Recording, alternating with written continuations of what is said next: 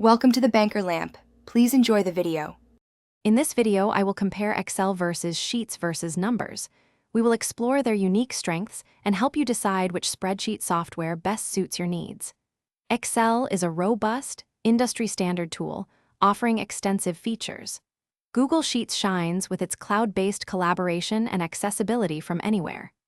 Apple Numbers provides a user-friendly experience, especially for Apple device owners, with beautiful templates.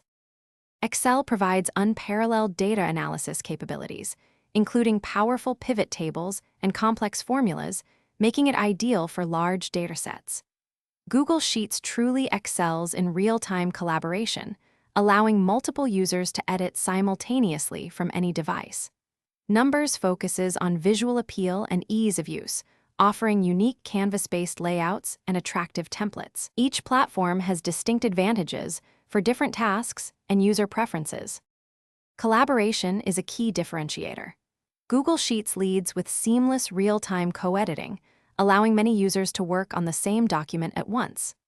Excel, especially with Microsoft 365, has significantly enhanced its sharing and co-authoring features.